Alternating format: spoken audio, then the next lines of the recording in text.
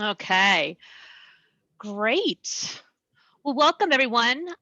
Thanks so much. This is the Ombuds Office's first Fireside Chat. So some of you may be familiar with our Lunch and Learns that we've been doing for the past year. And come fall, we're going to kind of rebrand them a bit and have different types of lunch and learns. And fireside chats will be one of them. So I appreciate Dr. Johnson joining us for this one, and I'll introduce her in just a moment. But a few logistics before we get started. As you can tell, you're all muted upon entry. But feel free to take off your, turn on your videos. We'd love to see your faces. And as we go through, I do have the chat enabled. So as we're speaking here today, feel free to add information, comments, and of course questions in the chat. And my Ombuds colleague from CU Denver, Teresa Relicki, is here. Hi, Teresa. She'll help us monitor that chat. We'll try to at least acknowledge and answer them as we go, as it makes sense to do so. But we will leave some time. I'll watch the clock.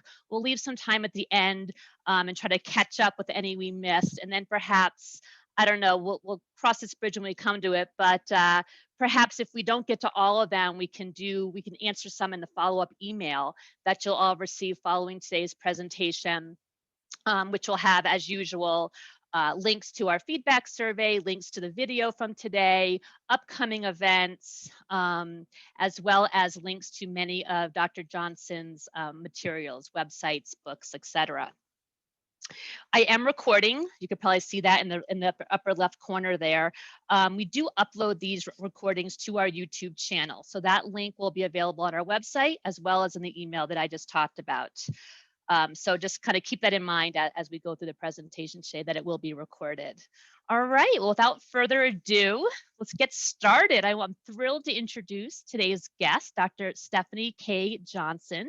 And for those of you on the call who know Stefanie, she is an associate professor of management at Leeds School of Business. She's also a speaker and, of course, the author of the award-winning book, Inclusify, The Power of Uniqueness and Belonging to Build Innovative Teams. And so for those of you who do know Stefanie, you know that she is passionate, as we're going to be learning here today, about finding strategies to maximize employee innovation, engagement, and well-being by overcoming unconscious bias and building more diverse and inclusive workplaces. So today's conversation and interview is going to focus on the relationship between uniqueness and belonging and why having both is imperative if leaders want an engaged and innovative team.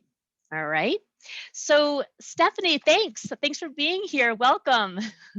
Hopefully you can unmute yourself. There you go. Okay. Yes. So let's just start off with, tell us a little bit about yourself and what set you on this journey to becoming an inclusifier. Sure. It's, I don't know, it's like my life story, right? But I think the short version is, as someone who does research on leadership, from like the very beginning, when I started doing research, there's always gender bias is just really pervasive when it comes to leadership, and the same things that predict successful leadership for women are different for men. And so things like, probably we all know now, like being really assertive and aggressive even positively predict men's success and negatively predict women's success. And this was really messing with my data. And so I tried to just solve this little conundrum of why this was happening. And as I dug deeper and deeper, it just made me more and more angry because it goes beyond gender. Obviously, gender is relatively easy to study because, in a binary sense, women are half of the population. So there tends to be more women. If you want to study something like Black women, or I am Hispanic, so if you want to study Latinx women, it becomes really hard to get a big enough sample. But I guess through the years, I've been able to start to look at some of those intersectionalities and different races and different genders beyond the binary spectrum, and just keep trying to figure out solutions. That's like my biggest orientation is toward like, what can we research that's not just explaining the problem? It's like, we know the problem, and knowing that there's a problem even more is like, I guess it's useful, but it's kind of depressing. I'd rather focus on like, so what can we do about it? Right. What can we do about it? And so hopefully we'll get into a little bit of that. So go ahead before we dive into some of that. Just share for those who don't know you very well, maybe one fun fact. What do you want us to know about Stefanie Johnson? Oh, let's see. I have two little kiddos. I think they're a big part of my life. Katie, who's 9, and Kyle, who's 7. I'm from Los Angeles. I'm a first generation college student. Neither of my parents went to college. I grew up in a Spanish speaking household, and everyone I knew was Hispanic and Latino, and now I live in Boulder. It's like, Right. I think it's actually decreased, but it was 90% white before. I think it's dropped to 89%. So it's because my family moved here. So it's very different than where you grew yeah. up. So tell us a little bit when you use the term inclusify, like how are you defining that term? Yeah, so the idea of Inclusify is that it's to create a diverse and inclusive organization. It's an action. It's something that you have to do with intention. And I really actually include that it's not just what you do at work, but it really should encompass what you do all the time. But it's living and leading in a way that recognizes the power of the unique identities that people bring to organizations. So it's not like I'm going to accept difference or allow difference, but it's actually like I'm going to value that difference. And at the same time, just as much as I value difference, I want to create a space where all of us can belong.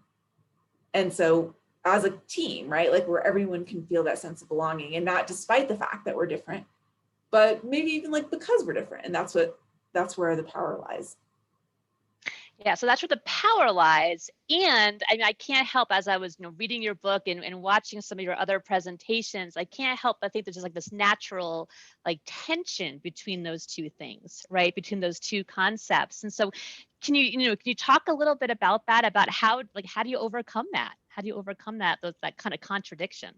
No, you totally nailed it. It's true. Like you can find teams that are really high on belonging. Like everyone feels like, they have really strong culture, or maybe there's culture fit, and not everyone feels like they can be their best authentic self, because to create that really strong sense of culture fit, like we all fit together, sometimes we have to leave parts of ourselves out, and people who don't fit, they leave. Like we see that a lot when organizations say, okay, we want to increase diversity. It's like they hire people who might not look the same. And then those folks enter a team where homogeneity or like that belonging culture fit is so strong that they're like, oh my gosh, I really don't fit here. And then they leave.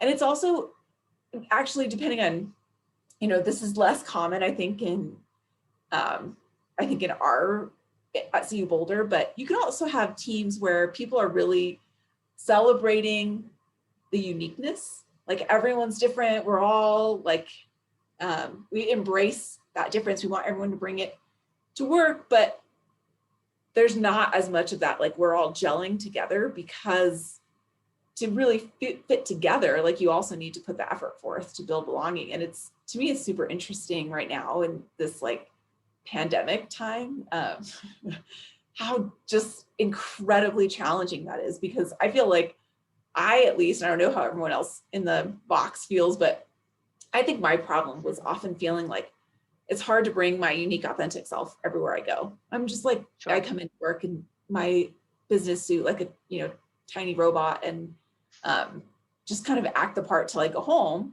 But now, since I basically am at home all the time, I'm doing my authentic self. I'm just like, my cats come in the screen, my kids are there. I'm like, this is me. But the belonging becomes challenging because I can't really connect with people in the same way over the virtual environment. It does become challenging for sure. So, you touched on it a little bit about when you were talking about belonging, but in your book, you talk about the 6 different leadership styles or the types, right? And I'm just going to look at my notes so I don't mess it up. But they are, for those who haven't read the book yet, meritocracy manager, culture crusader, team player, white knight, shepherd, and optimist. And you mentioned, the culture fit, and that kind of fits in, the culture crusader who's like, well, this is our culture. And like when we're exploring like who to bring in or who not, it's like, are they going to fit? Right. And what you're actually encouraging is, well, no, like we don't want everyone to fit, right? This like perceived culture. So I don't know, it might be too much, but I would love to hear if you have, for each of those 6 types, what is the one thing, because you also talk about they're all well intended, right? All the management styles, they all like are doing it for what they believe is the right reasons. It's all well intended, but they're missing something to really bridge this uniqueness and belonging. Can you elaborate a little bit on like what one thing each type might be missing? Yeah, for sure. So culture crusaders, those are the leaders. They're greatly skilled at building that culture of belonging. And they hire folks on the basis of culture fit, because that makes it easier to build the culture of belonging. And what they're missing is the fact that culture fit really shouldn't be the goal. Like, you want people who probably align on your core values, right? Like if we're hiring folks at CU and they don't believe in education as an important pathway to success, like, maybe that's not a culture fit issue. That might be like a core value. Like, you should maybe go work in corporate America or something. But culture fit, and I don't know how many people have heard this, like, leaders talk about, we actually want to hire on culture fit, want to hire people who fit our culture, is kind of a missed opportunity. I really think of it as like, who's going to add to our culture and make our culture more robust, because it's impossible to have a culture where everyone fits. You're losing innovation, you're losing different perspectives, and you're just causing many, many people who are pretending to fit the culture to have to act and cover all the time. So that's that extreme. Mm-hmm. And I won't go through all 6, but maybe just like, yeah, pick a couple of your favorites. Yeah.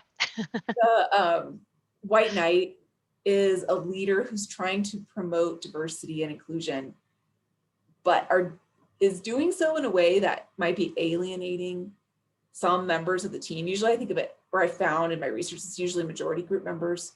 So I am totally guilty of this. I shouldn't even say this out loud, but I've kind of said in the past, I only really want women or people of color or LGBTQ plus or persons with disabilities or whatever it is as my PhD students, because I only get to take like one a year or every 2 years.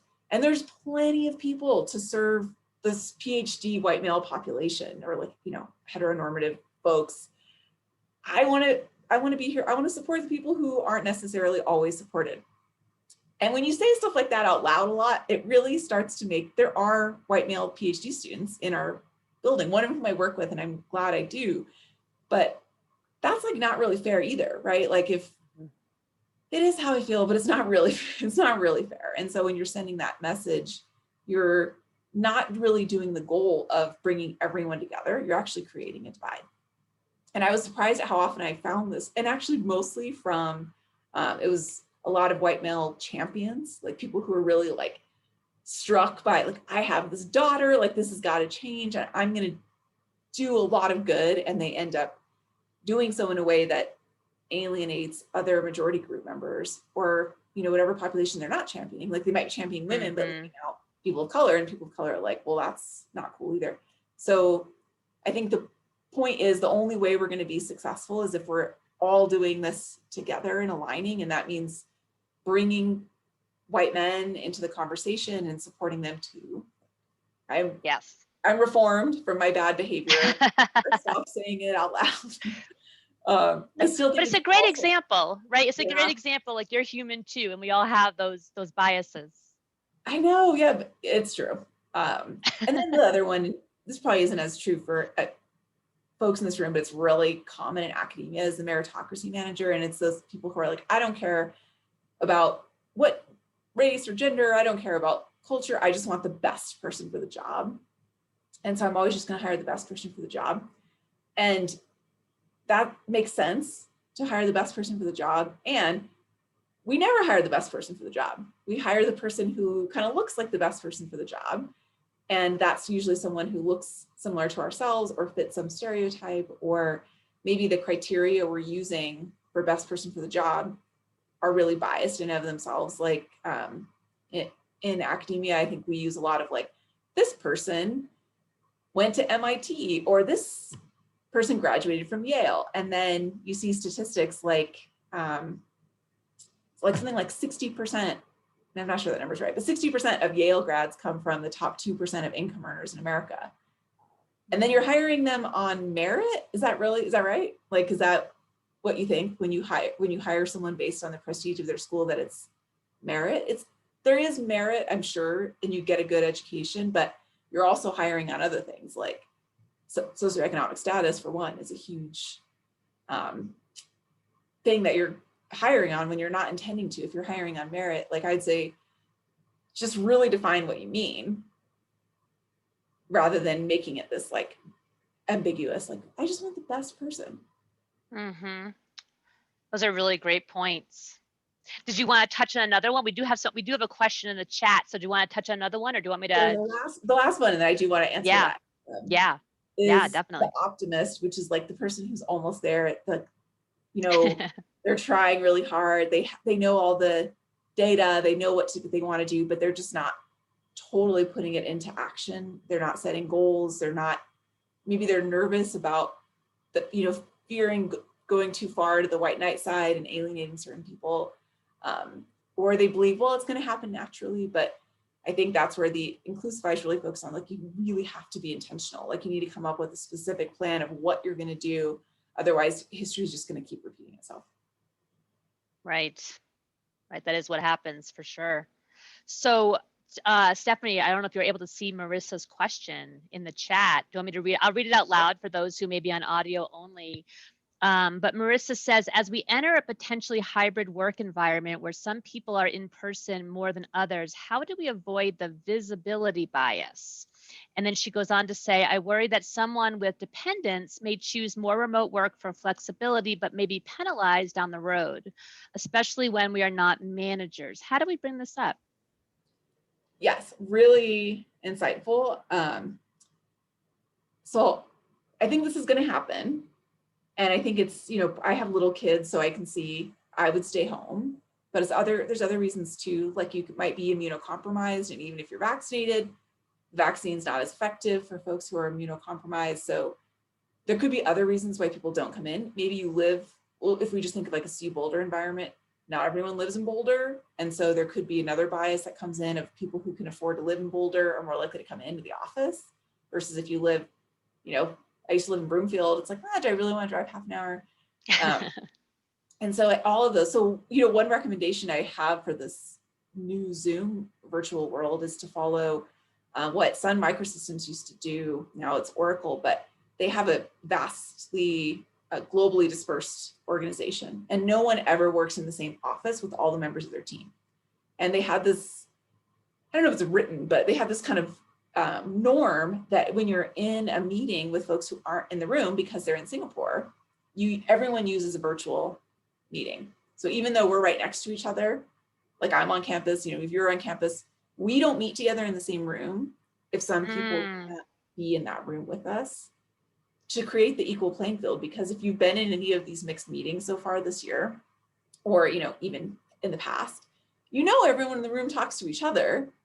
And then every once in a while, the like socially skilled person in the room goes, does anyone on the chat or on the computer have something to say? And those people you can't hear them, right? Like, you're like adjusting the volume, or it's not equitable. And I actually think there's aspects of the virtual environment that create equity, like just being able to put questions in the chat. Like, I'm not terribly outgoing, so it's really hard for me to speak up in meetings.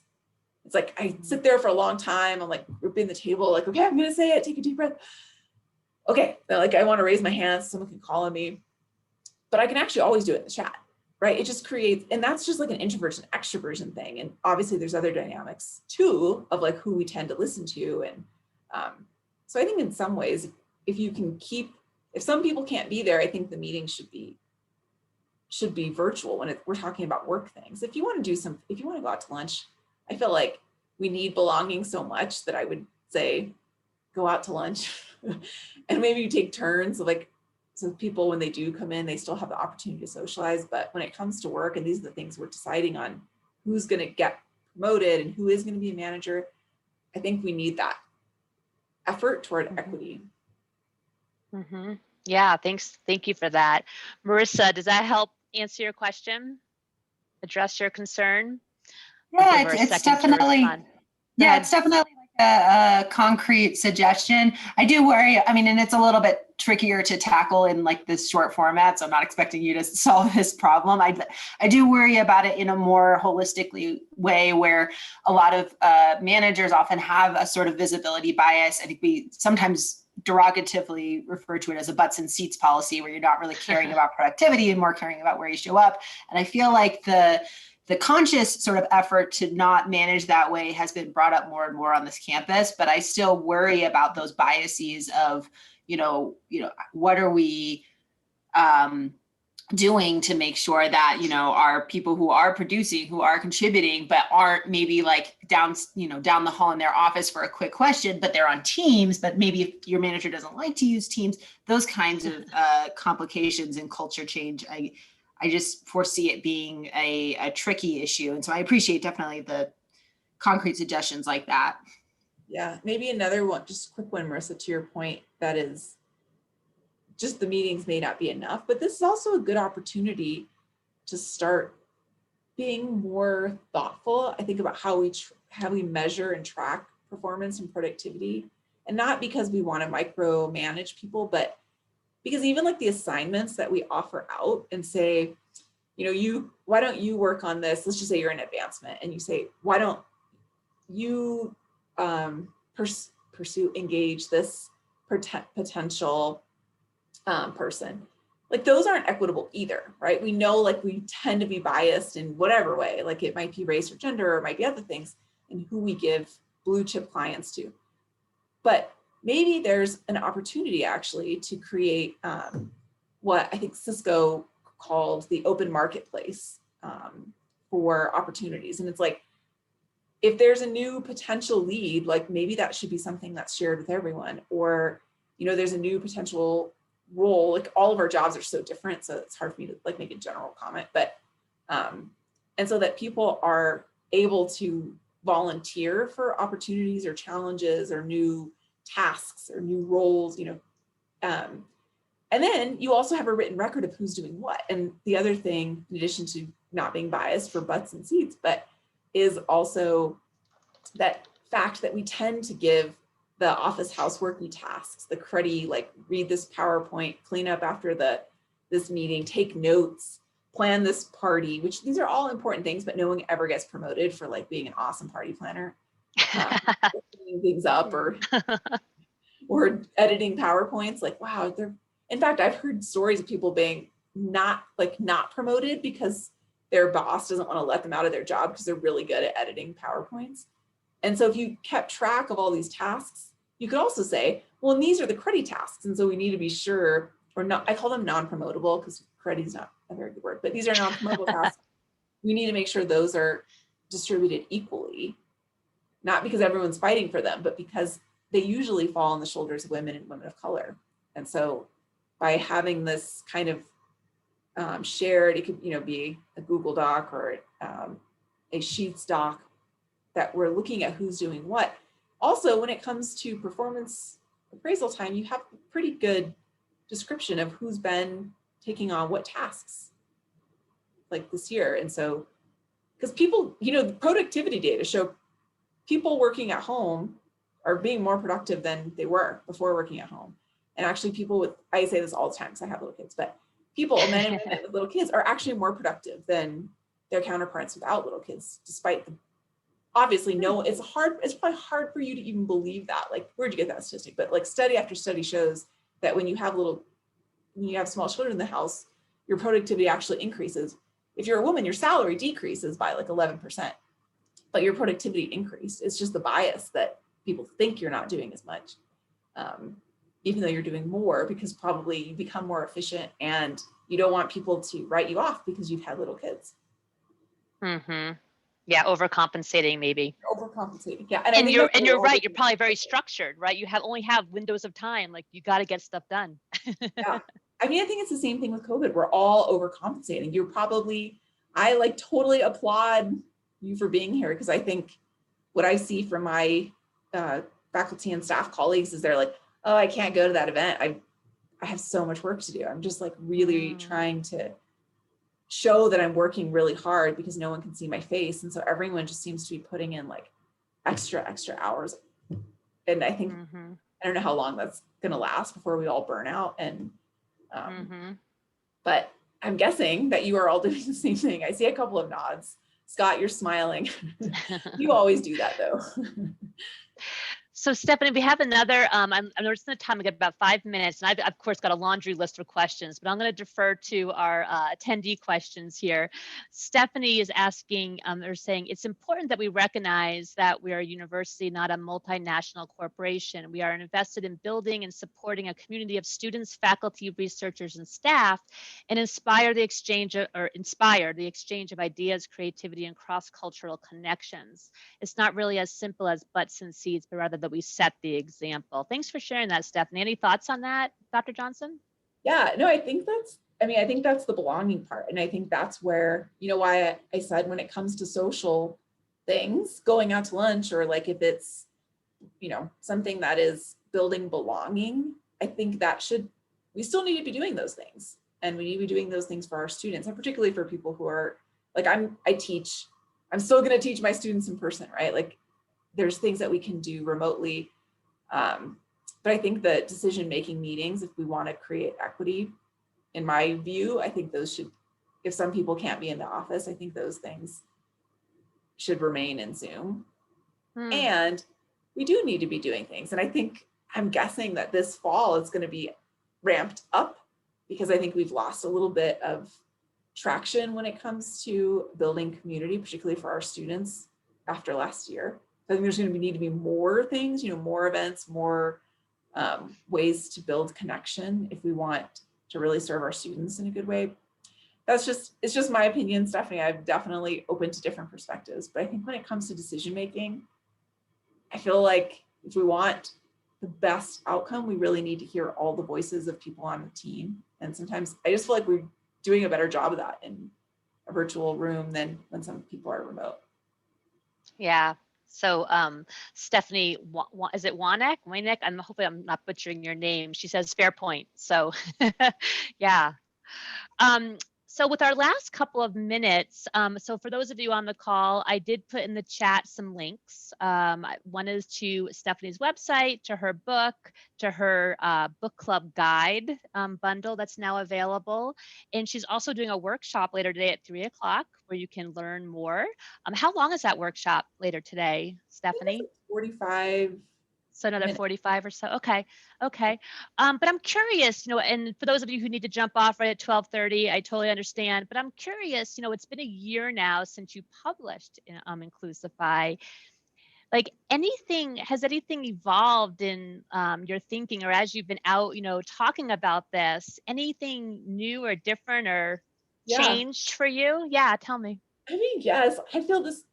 I think I try to view the world very positively. And I think you pointed out, like, all of the leaders and the profiles of different types of leaders, they're all like well-intentioned. And I think that is where I really believe in my heart that most people are well-intentioned. But I think after the last year, and particularly with George Floyd and a lot of the racial inequity things, I think I've started to doubt that assertion that people are just well-intentioned. I'm like, no, there's a lot of people who are really not well-intentioned. So that's kind of a bummer. Like, I think that's, and maybe I'll come around again, but it's just like, I feel like I've seen the darker side of people's beliefs over the last year. And so that, I don't know, I guess like for a long time, I believe like, well, just, do what you can. And so like even things like, posting on Facebook and social media, and people are like, it's very performative, like saying the right things. And I think in the last year, I'm kind of like, stop saying the right things and like actually do something. Like if you're not doing anything, if you haven't done anything this year when it comes to promoting racial equity or gender equity or LGBTQ, like I posted, I love this background, I put the background, but if that's the only thing you're doing is just like putting backgrounds and posting on Facebook. I guess I would say like the time is now. I work with a lot of big companies and they're all going, for our students and stuff, going to be asking, what have you actually done?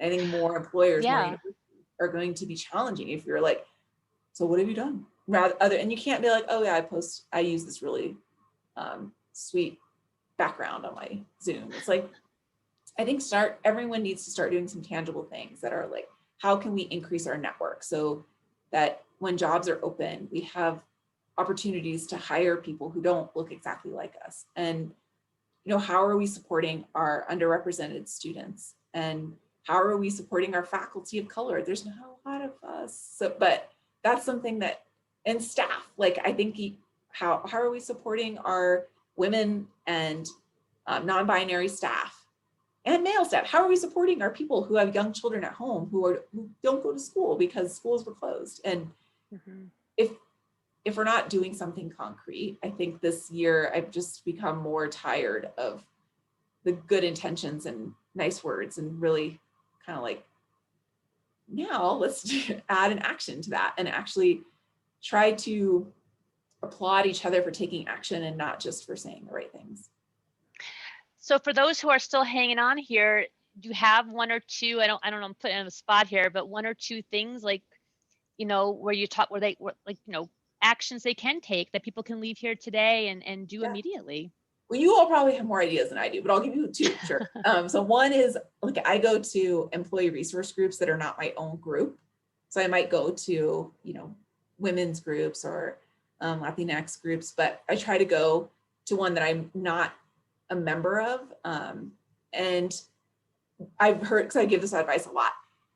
Here's a little tidbit. If you're at a conference or something and you want to go to the Black and African American group, maybe bring a buddy, because you might feel awkward when you get there and run away. But and when people are like, "What are you doing here, Stefanie? We know you're not Black or African American." I say, "Yeah, I know for sure, but we're hiring, and I want to make sure that I have all the best candidates, and so I need to get to know folks who I may not have an opportunity to have met before."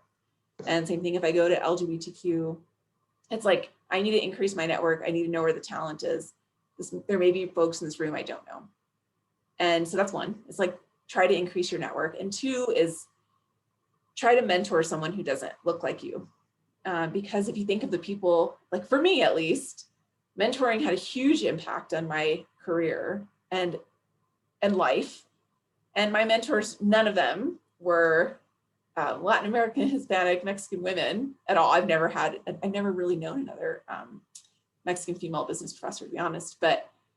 And so I was only able to have those mentors because people took a chance to mentor someone who was different. And we all, even though my mentees tend to be like first generation female college students, like there's not that many opportunities for those folks. So it is going to require some of that like risk of mentoring someone who's different, even though we're all feel best when we're mentoring the person who just reminds us of ourselves. And that, especially when it comes to students, like they need that so much. That's what I hear most from our students of color and first gen college students is like, they don't go talk to faculty or they don't feel as comfortable reaching out to the advising staff or career staff because they don't have that experience. And so, maybe it takes a little extra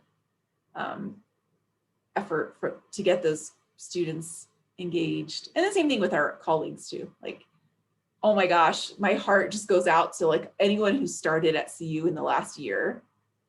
And this has been their experience. Like if you have the, power to mentor some of those folks as we start to transition back into the office or even not, like they need so much. I had a staff, this is a really long answer, but this most amazing hire we brought in May to support the Daniels Ethics Fund. And she left, it's like heartbreaking. And she left because she got another job offer and her new offer is also going to support her in getting her PhD in higher ed. So that's the reason she said she's leaving. But I can't help but think, did she also not feel that same sense of belonging and connection and engagement because she started working for us in May and now she's never really been in the office? Right.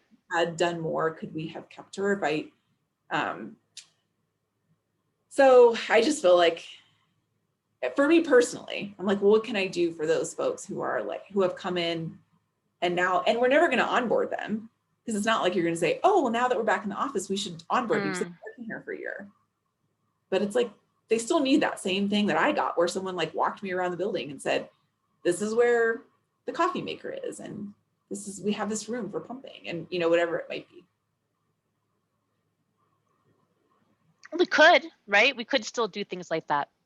We could, for sure. And but it's not currently scheduled. At least I don't believe so. Like, we don't have it on the books. Where are all our HR people on the call? But even more, like, there was a study on onboarding, and it showed that there's like always a study, right, and everything, but that in fact, like, HR does do a great job onboarding, but one of the big differentiators is when you have a peer who's also going through that process to support you, because the HR person, they're doing it because they have to, but when the peer's doing it, it actually is it means something different. That's a great point. Yeah, that's a really good point. Because we do, at least here up on the Boulder campus, many of you probably know, and HR people on the call, correct me if I say anything wrong, we do have kind of a year-long onboarding process. Yeah. And every month there's programming and things to help people. But you're right, that's more very general, very global. I mean, what you're talking about is very specific to like your immediate world, like the world they're going to be living in. Yeah. And if like there's any question of the value of it, like, just think of the cost of losing just one person. Like, I'm thinking of this woman, Mac, who we lost. Like, the cost is so huge. Like, if I had invested more, I don't know if it would have changed the outcome, but this is what I think. The benefit would have been so huge, because having to replace her is so hard, because she's like so good at her job. And now I'm like, oh man, hiring a person is so much work. So I think it's worth the investment. Yeah, for sure. Okay, well, we are over time. Thanks, folks, for hanging in there. Any last minute questions that you want to put in the chat? I don't see any others. Teresa, did we miss any? I know there was a comment that I didn't read out for those who maybe just be listening in, but Erin Sweeney shared that, there's a big difference between intention and impact. We need to include impact as a metric of success. Intention speaks to your own feelings, while impact speaks to others' feelings. So yes, thanks for sharing that, Erin. That's spot on. Yeah. So like I said, I will follow up. I don't even think I introduced myself. So by the way, I'm Liz Hill. I'm with the Ombuds office. I'm the associate director, and you'll be hearing from me. I'll be sending an email later today or tomorrow, just following up, sending some more links and information and resources that we touched on here today. I do see a new message popping in. Let's see. Okay. So thank yous. So yeah. So thank you, Stefanie, for joining us. This was great. And anything you want to say to the group before we sign off? Thanks for inviting me. And if anyone did have a question or comment that we didn't get to, or they didn't feel like sharing, you can always email me. I'm just normal, first name dot last name at colorado.edu. Should I put that in the chat for those? I mean, it's probably pretty obvious, but Stefanie, just .Johnson, right? Yeah, there is a Stefanie with a PH .Johnson too. Oh, that could get confusing. All right, let me make sure I give it to everyone here. All right. Well, thanks so much. And I look forward to seeing more of your work as time goes on. Yeah. And thanks for everyone for joining. And like I said, it'll be recorded. We'll send that out. Okay. Awesome. Have a good rest of your day. Bye. Bye.